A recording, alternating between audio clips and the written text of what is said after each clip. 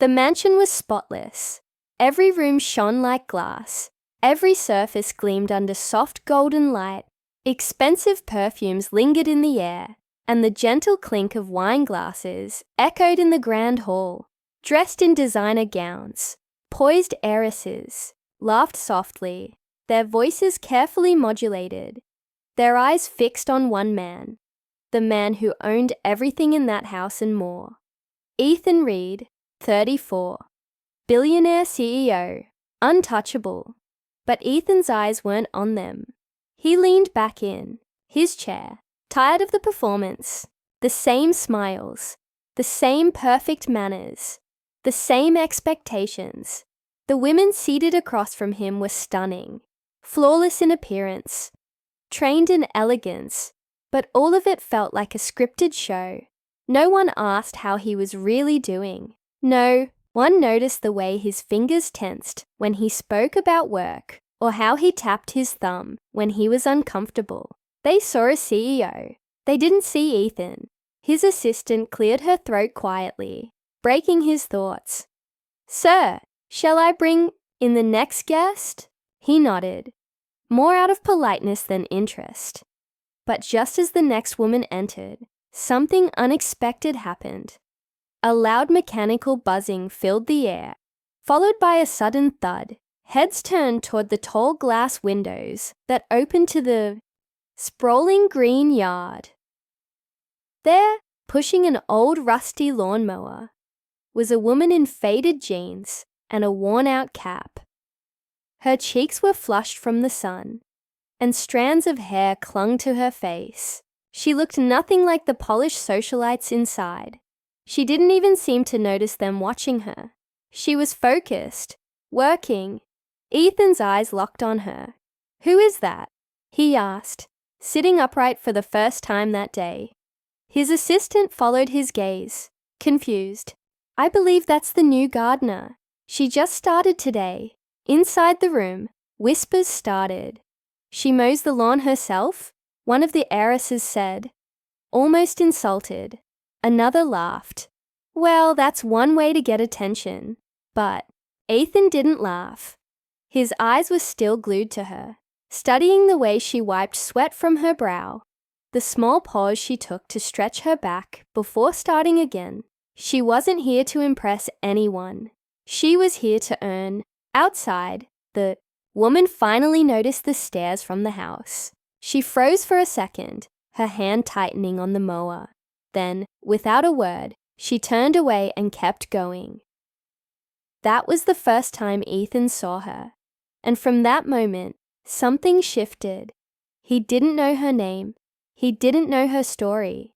But there was something honest in her effort, something raw and real, something missing from all the carefully curated lives around him. She didn't have gold earrings or manicured nails. She had dirt under her fingers and tired eyes. But they were eyes that had seen life, not just luxury. Over the next few days, Ethan started noticing her more. Every morning, she arrived early. She worked long hours in the sun, sometimes with a little boy trailing behind her. Her son, maybe. Ethan wasn't sure, but the child had the same determined look. She brought him snacks wrapped in paper towels, sat with him under the tree during breaks, helped him with his school books while drinking from a chipped thermos.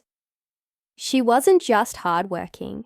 She was strong, and not in the way people use the word when they don't know what else to say. She was strong because she had to be, because no one else was doing it for her. One morning, Ethan stepped out onto the porch with his coffee, pretending to take a business call. In reality, his eyes scanned the yard again. There she was, kneeling beside a broken sprinkler, tools laid out beside her. The little boy sat under the tree again, this time sketching something in a notebook. Ethan's voice dropped as he whispered to his assistant over the phone. "Find out her name." "Sir," I said. "Find out her name." There was a long pause. "Her name is Mia Brooks. She's 32, widow, single mom, lives in a small apartment near Oak Ridge. She took this job through a local agency. Ethan swallowed slowly. Mia. The name somehow fit her. For the first time in years, Ethan felt nervous. Not about a board, meeting, or a business deal, but about a woman. One who didn't even know who he was. Or maybe she did, but didn't care. She hadn't once tried to impress him. No fake smiles.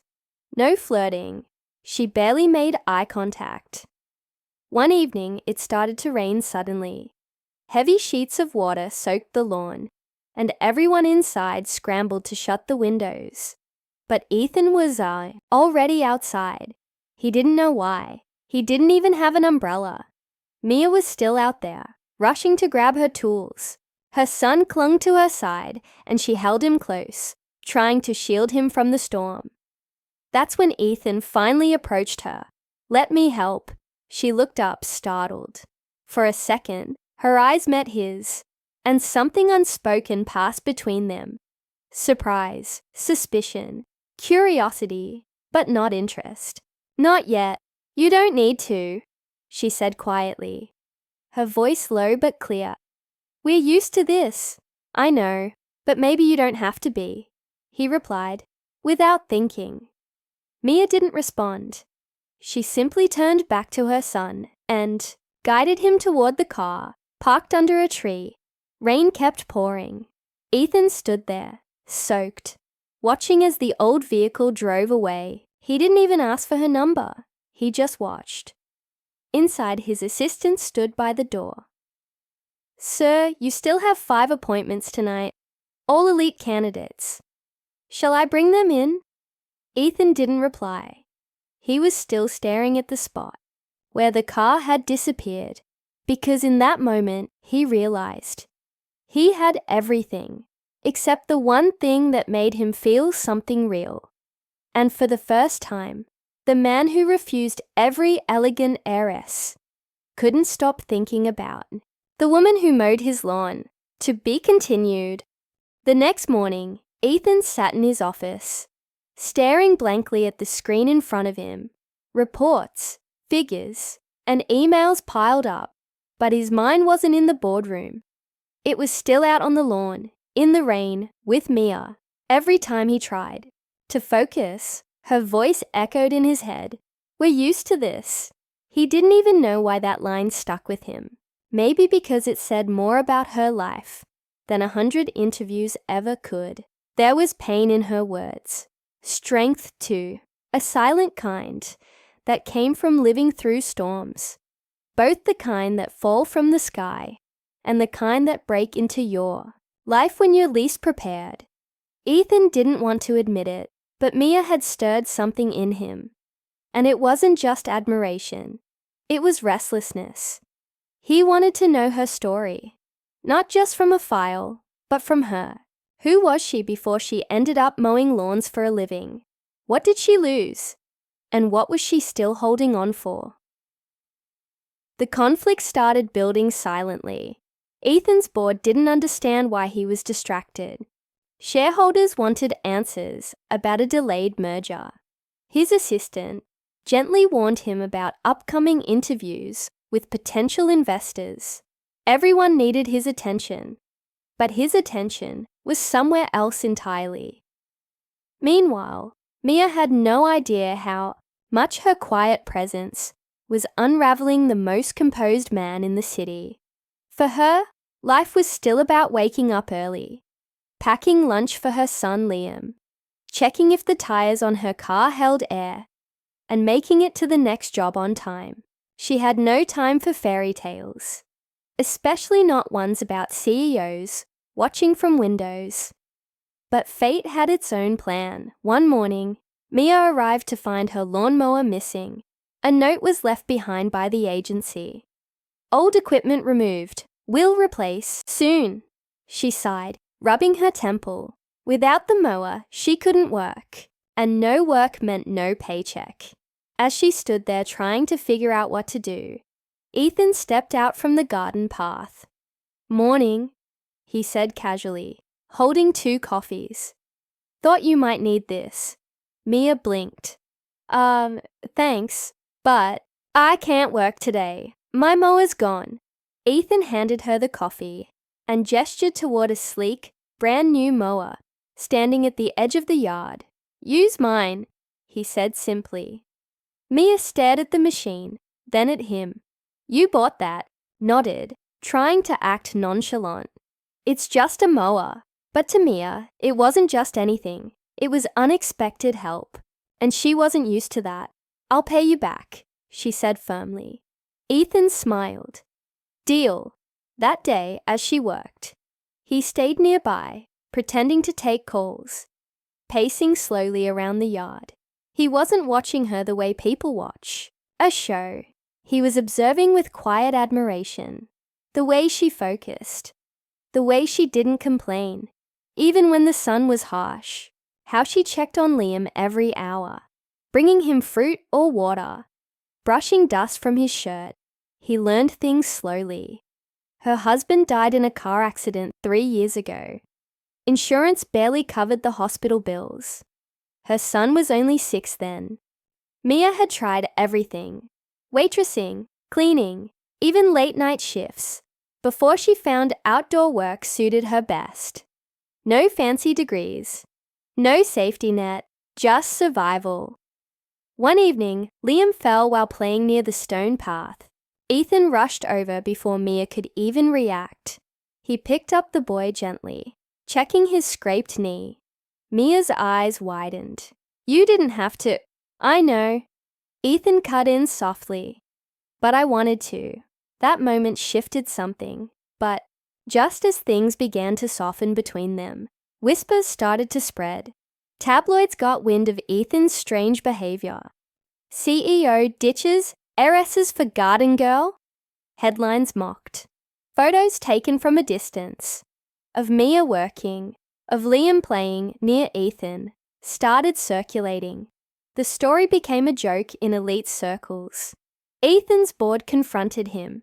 This situation is becoming a distraction, one executive said. You're risking the reputation of this company, another added. But Ethan didn't flinch. I built this company, he said calmly, and I won't pretend to be someone I'm. Not just to protect an image. The media buzz reached Mia too. People from her past started calling. Some mocked. Some pretended to care. But all she saw in the noise was trouble. Trouble she couldn't afford. One evening, she confronted Ethan. I can't do this, she said, her voice low. My son doesn't need cameras following him. He doesn't need stories written about his mother. I'm just trying to live a normal life. You deserve more than normal, Ethan replied. I don't need more, she said. I need safe, stable. And you come with a storm. The words stung, not because they were harsh, but because they were true. Ethan stepped back, giving her space, but that didn't stop the storm from coming. One morning, Ethan's company stock began to dip. Investors blamed personal distractions. Rumors claimed Ethan was planning to step down. The elegant heiresses, once eager to win him over, now laughed behind closed doors. But Ethan didn't care about them. He only cared about the woman who had walked away from him. Not for pride, but for protection. And Mia? She sat awake at night, watching Liam sleep, wondering if she had made the right choice. Because even if she never asked for it, even if she never planned it, her heart had already chosen him. And now, everything was about to change. Because the world didn't know the full story yet. And neither did Mia. But one secret Ethan had kept buried, something from his past, was about to come to light, and when it did, it would either bring them together or destroy everything, to be continued. It had been 4 days since Mia walked away. The yard stayed untouched. The lawn grew wild, as if waiting for her return. Ethan sat alone on the patio every evening, coffee in hand, eyes scanning the empty garden, hoping she'd show up. But she didn't. Not even once. Inside the house, the mood had shifted. His staff noticed he barely spoke. His assistant brought him files, but they sat unopened. News headlines still buzzed. CEO caught in garden romance. Stock drops. Amid personal drama. And now a new one. Read family secrets leaked. That last one hit hard. Because the world had just learned something Ethan had kept buried. For most of his life, his own childhood wasn't wrapped in privilege. His mother, too, had once been a single mom. She had cleaned offices, worked late, did everything she could to feed him. It was only when his mother passed and an estranged uncle stepped in that he ever saw a scent of wealth. The truth didn't fit the image people had of him. So he let them believe what they wanted. Until now, Mia read the article online, sitting in her small kitchen. The photo of a much younger Ethan, standing next to his mother outside a diner, made her pause. There was something in his eyes. Tired, but hopeful. Familiar. Real. Just like the look he wore when he tried to help her in the rain. Liam peeked over her shoulder. "Is that Mr. Ethan?" "Yeah," she said softly, brushing his hair back. "Why is everyone so mean to him now?" The boy asked, his voice innocent. Mia didn't answer. She didn't have one. That evening, she stood outside her apartment, staring at her old car. Her heart told her to go back, not for some fairy tale ending, but because she finally understood that Ethan hadn't just seen her. He had understood her. And maybe, just maybe, she had misjudged the storm he came with. Because sometimes, storms cleared the sky too. By the time she reached the mansion, the sun was setting. The front gate guard recognized her, nodded silently, and let her in. Ethan was on the porch again, but this time, he wasn't alone. His board had come to pressure him one last time. "If you don't distance yourself from this woman, we'll have no choice but to remove you as CEO. We need leadership that knows when to keep emotion out of business." Mia heard every word as she walked up. Ethan looked at her, then back at the board. Calmly, with no drama, he said, "Then you'll have to find another CEO. I'm not giving up someone real for people who only show up when things are perfect." The silence that followed was heavy. The board members exchanged uncomfortable glances. One of them muttered, "We'll talk later," and they walked off down the steps, defeated. Ethan turned to Mia. "You came back. I shouldn't have left," she said quietly. He didn't say anything right away, just looked at her, like she was the only real thing in the world. "I didn't want to bring trouble into your life," Mia continued. "I've lived so long protecting Liam from everything. I didn't know how to let someone else care." Ethan stepped closer. "You didn't bring trouble. You brought truth. Something I forgot mattered." Liam ran from the car and hugged Ethan, around the waist. "Are you going to get fired?" he asked, his eyes wide.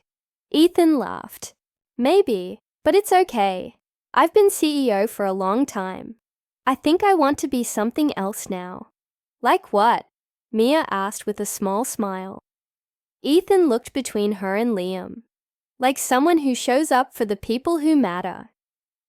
The next few weeks changed everything. Ethan stepped down from daily CEO duties, but stayed on as chairman, focusing on ethical projects and community building. Investors were surprisingly supportive. Turns out, when the world saw the full picture of a powerful man choosing authenticity over image, they respected it more than expected. Mia took over managing the estate's landscaping business. She hired more women from similar backgrounds, trained them, paid them fairly. The same yard where she once mowed in silence now buzzed with laughter and purpose. The gossip died down, the noise faded, and in the quiet, something beautiful grew. It wasn't a fairy tale. It was better. It was real. a story about a hardworking single mom, a billionaire with a buried past, and a little boy who brought them both together. It was about love that didn't care for status, about choices that weren't easy, but honest. In the end, Mia didn't change who she was to fit into Ethan's world. Ethan changed the world he built to fit her into it. And for those watching, their story unfold online, in articles, in whispers. It wasn't just entertaining. It was a reminder that sometimes the most powerful love isn't the loudest or the prettiest. It's the one that sees you when no one else does and stays.